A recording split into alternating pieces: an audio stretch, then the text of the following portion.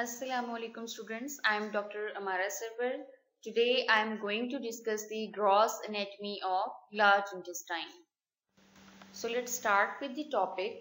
First of all, you should know the extent of the large intestine, that from where it begins and where it ends. The large intestine extends from the ileocecal junction to the anus. As you people already know that ileum is the last part of the small intestine, and the terminal part of the ileum is continuous with the cecum, which is the first part of the large intestine at the ileocecal junction. So the large intestine is about 1.5 meter long and is divided into the cecum, the ascending colon. Here is the cecum, the ascending colon, the transverse colon, the descending colon, sigmoid colon, rectum and anal canal. So cecum along with the appendix, which is the diverticulum arising from the posteromedial wall of the cecum, have already discussed by Dr. Mohsin. Today I am going to discuss the ascending colon, transverse colon, descending colon and sigmoid colon. The rest two parts, rectum and anal canal, would be discussed when you will study the pelvic region. And if we talk about the peritoneal relations, then the ascending and descending segments or colon are secondarily retroperitoneal, and its transverse and sigmoid colon are intraperitoneal structures. Ascending colon, as the name indicates, that it ascends from the cecum to the inferior surface of the liver. It is about 12.5 cm long and it extends from the cecum to the inferior surface of the right lobe of liver, where it turns to the left, forming the right colic flexure, which is also called hepatic flexure, and becomes continuous with the transverse colon.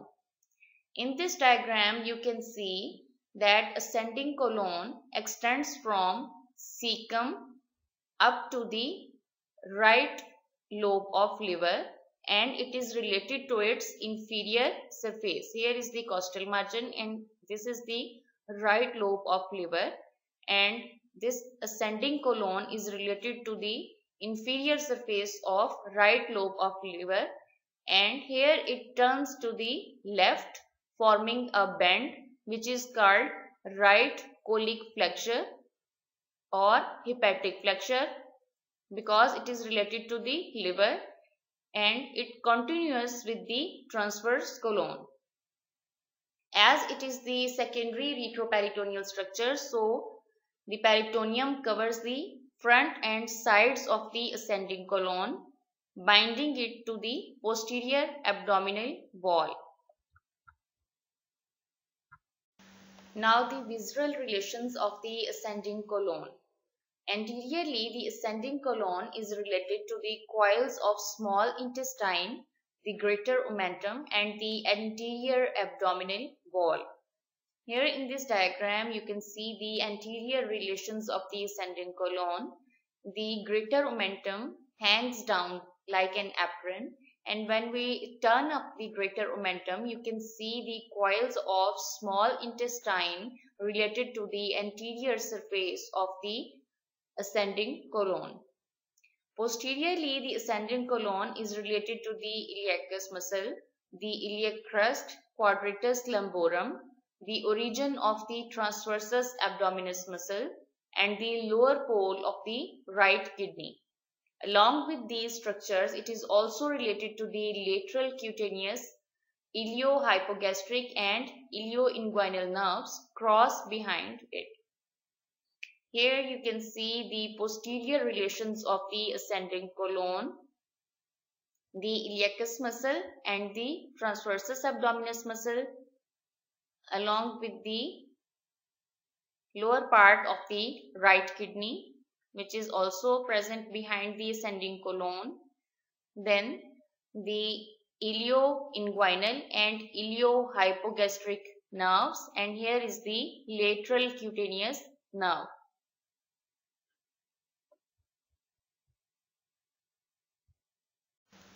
Right colic flexure or hepatic flexure. As I already told you that ascending colon ascends up to the inferior surface of right lobe of liver, and here it turns to the left, forming a bend which is called the right colic flexure or hepatic flexure.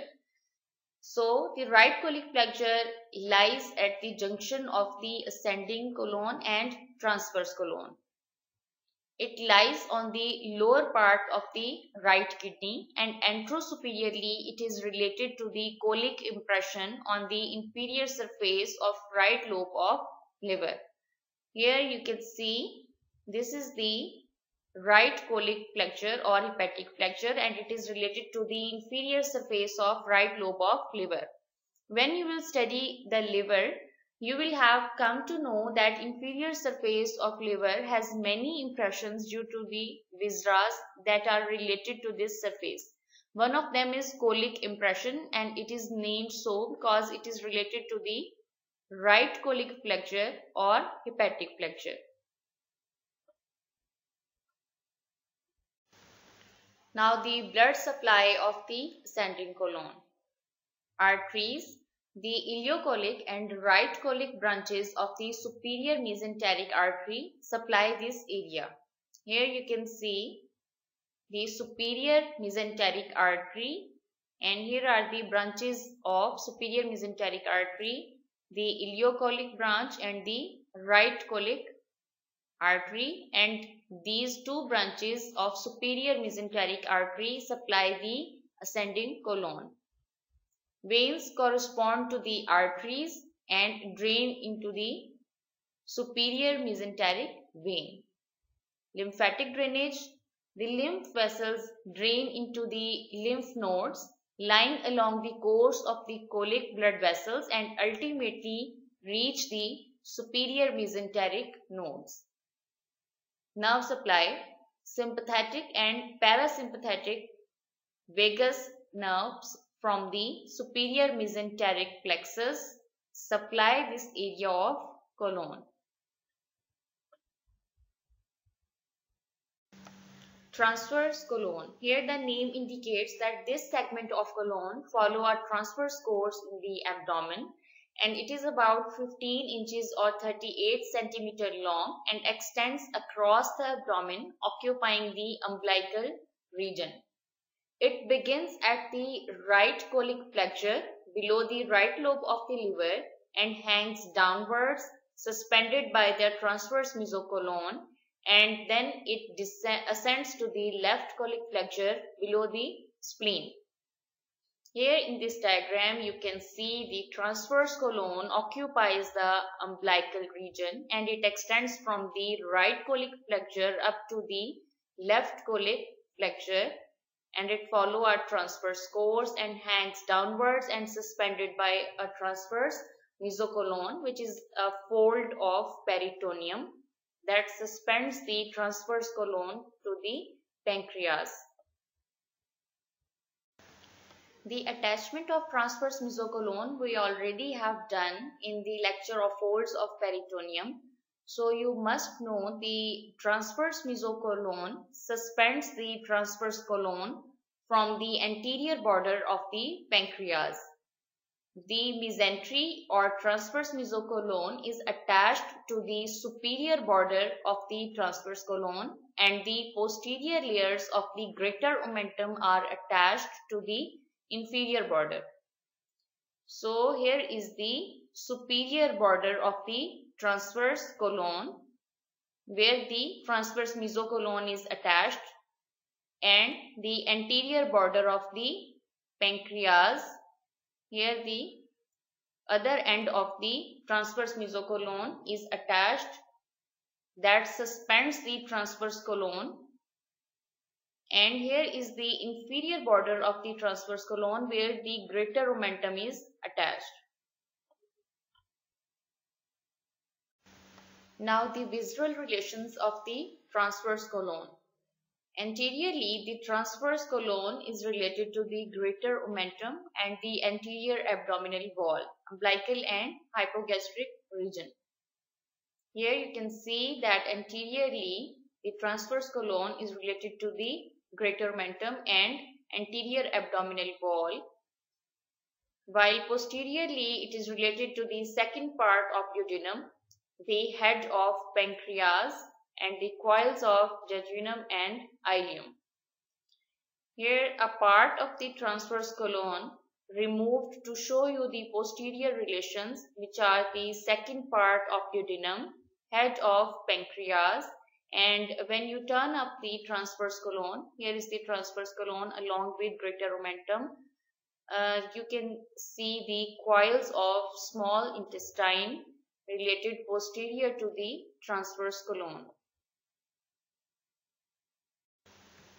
So here are some differences between the right 2/3 and left 1/3 of the transverse colon, because the right 2/3 of transverse colon developed from midgut, while the left 1/3 of transverse colon developed from the hindgut. So the arterial supply of right 2/3 of transverse colon is from the middle colic artery, which is a branch of superior mesenteric artery, artery of midgut. Here you can see the superior mesenteric artery and its branch is the middle colic artery supplying the right 2/3 of transverse colon, while the left 1/3 of transverse colon is supplied by the left colic artery, which is a branch of inferior mesenteric artery, artery of hindgut. Here is the inferior mesenteric artery and its branch, the left colic artery, supplying the left 1/3 of transverse colon. Nerve supply of right 2/3 of transverse colon is by vagus nerve, and left 1/3 of transverse colon is supplied by the pelvic splanchnic nerves. Lymphatic drainage.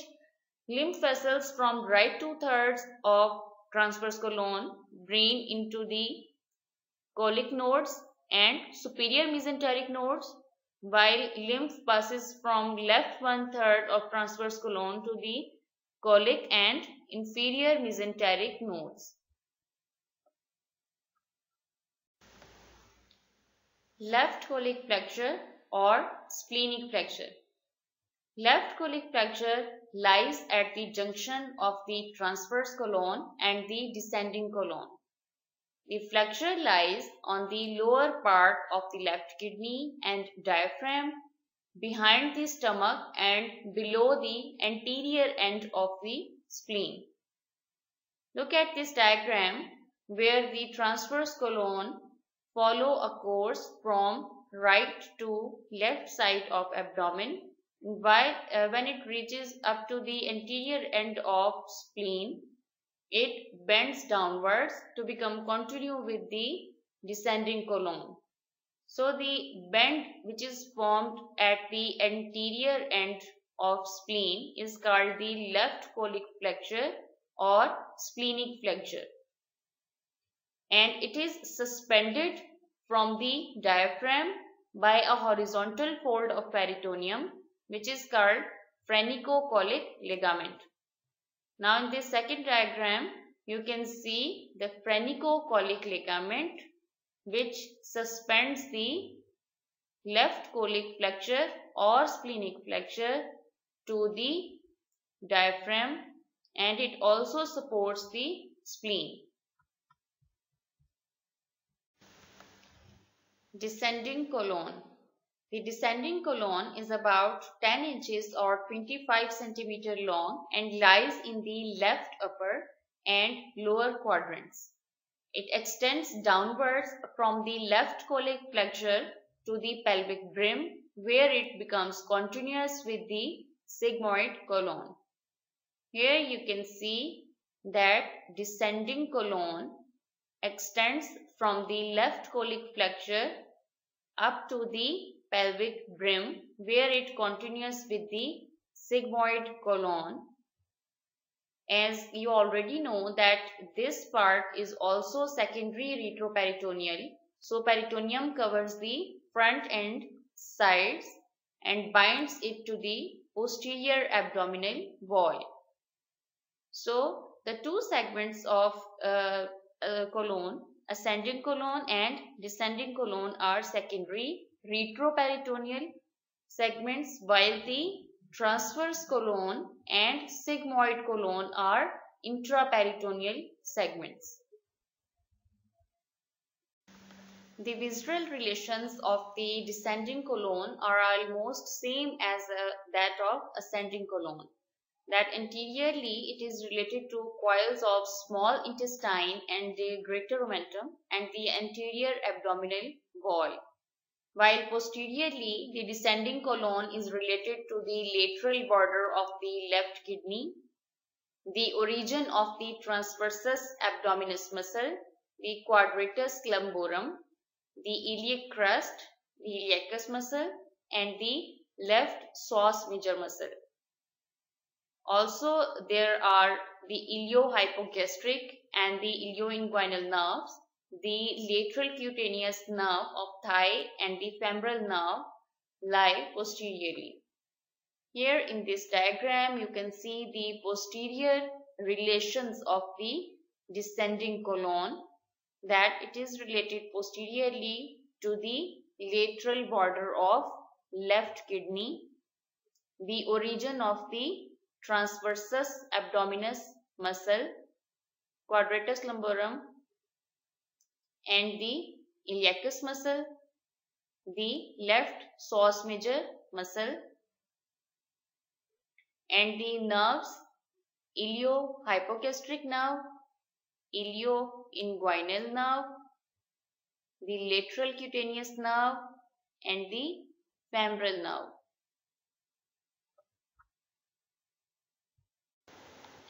Blood supply of descending colon. As the descending colon develops from the hindgut, so the arteries supplying the descending colon are the left colic and sigmoid branches of the inferior mesenteric artery, which is the artery of the hindgut. Here in this diagram, you can see the inferior mesenteric artery arises from the abdominal aorta and it gives the left colic and sigmoid branches which supply the area of descending colon. Veins correspond to the arteries and drain into the inferior mesenteric vein. Lymph drains into the colic lymph nodes and the inferior mesenteric nodes around the origin of the inferior mesenteric artery. The nerve supply is the sympathetic and parasympathetic pelvic splanchnic nerves through the inferior mesenteric plexus. Sigmoid colon. Sigmoid colon is about 25 to 38 cm long and extends from the pelvic brim to the third piece of sacrum, where it becomes the rectum. It forms a sinus loop and hangs down in the pelvis over the bladder and uterus. Here in this diagram, you can see the sigmoid colon, which is a continuation of the descending colon in front of the pelvic brim, and it is continuous with the rectum in front of the third sacral vertebra, and it is attached to the posterior pelvic wall by a fan-shaped fold of peritoneum, which is called sigmoid mesocolon. Now the visceral relations of the sigmoid colon. Anteriorly in the male, sigmoid colon is related to the urinary bladder, and in the female, the posterior surface of the uterus and upper part of vagina. Posteriorly, the rectum and sacrum. Sigmoid colon is also related to the lower coils of the terminal part of the ileum. Here is the sagittal section of a female pelvis and a male pelvis, showing you the relations of the sigmoid colon. Here is the sigmoid colon. Anterior to this in the female is the posterior surface of uterus and upper part of vagina, while in the male, anteriorly the sigmoid colon is related to the urinary bladder. Posterior to the sigmoid colon there is rectum and sacrum in male and female both, and somehow the terminal part of the ileum. Blood supply of sigmoid colon. Arterial supply is from the sigmoid branches of the inferior mesenteric artery. Here you can see the inferior mesenteric artery and its sigmoid branches supplying the sigmoid colon. Here is the sigmoid colon. Veins drain into the inferior mesenteric vein, which joins the portal venous system. The lymph drains into the nodes along the course of the sigmoid arteries. From these nodes, the lymph travels to the inferior mesenteric nodes. Nerve supply. The sympathetic and parasympathetic nerves from the inferior hypogastric plexus supply the sigmoid colon. Marginal artery of Drummond.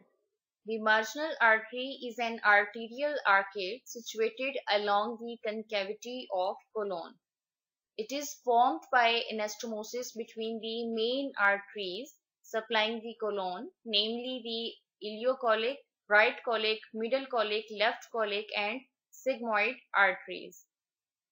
Here in this diagram, you can see along the margins of the colon, this arterial arcade is the marginal artery of Drummond, and it is formed by the anastomosis of the main arterial trunks, which are the ileocolic, right colic, and middle colic, which are the branches of the superior mesenteric artery, while the left colic and sigmoid branches are the inferior mesenteric artery. So basically this is the marginal artery that connects the superior mesenteric artery with the inferior mesenteric artery. Now here are the small branches named as vasa recta arise from the marginal artery and supply the large intestine or colon. The marginal artery is capable of supplying the colon even in the absence of one of the main feeding trunks. Up till now, we have discussed the blood supply of each part of colon individually. So let's summarize it through this diagram. First, we have started with the ascending colon, which is supplied by the ileocolic and right colic branches of the superior mesenteric artery, which is the artery of the midgut. Next to it, the transverse colon. The right two-thirds of transverse colon is supplied by the middle colic artery, which is the branch of the superior mesenteric artery, because its right two-thirds develops from the midgut, while its left one-third develops from the hindgut, and it is supplied by the left colic artery, which is the branch of the inferior mesenteric artery, which is the artery of the hindgut. The descending colon is supplied by the left colic artery and sigmoid branches of the inferior mesenteric artery, and sigmoid colon is also supplied by the sigmoid branches of the inferior mesenteric artery. The veins corresponds to the arteries. Ileocolic and right colic veins drain into the superior mesenteric vein, and middle colic vein also goes into the superior mesenteric vein. Left colic and sigmoid veins drain into the inferior mesenteric vein, and ultimately the whole venous drainage drain into the portal venous system. Clinical correlates. Diverticulosis of the colon is a common clinical condition. It consists of a herniation of the lining mucosa through the circular muscle between the tinea coli and occurs at point where the circular muscle is weakest. That is where the blood vessels pierce the muscle. Here you can see a transverse section of the gut wall, the inner mucosal layer and the outer muscular layer. in which these are circular muscles and these are the tinea coli, which are the longitudinal muscle coat. And when a blood vessel enter the gut wall, it makes the gut wall weakest at that point and make it more vulnerable, and the inner mucosa can herniate through this weakest point and make a bulge or a small pocket, which is called diverticulum. The term diverticulitis refers to the inflammation of the diverticulum or diverticula, and this may result in perforation of the gut wall. Greater part of the large intestine is fixed except for appendix, the transverse colon and the sigmoid colon. Because of its extreme mobility, the sigmoid colon sometimes rotates or twists around its mesentery. Here you can see the sigmoid colon twist around itself, and this twisting forms a volvulus that traps intestinal contents and become enlarged and painful. This condition may correct itself spontaneously, but if it continues, it may lead to serious complications like perforation can occur, causing intestinal contents to leak into the abdomen, and impaired blood supply can cause ischemia of the sigmoid colon.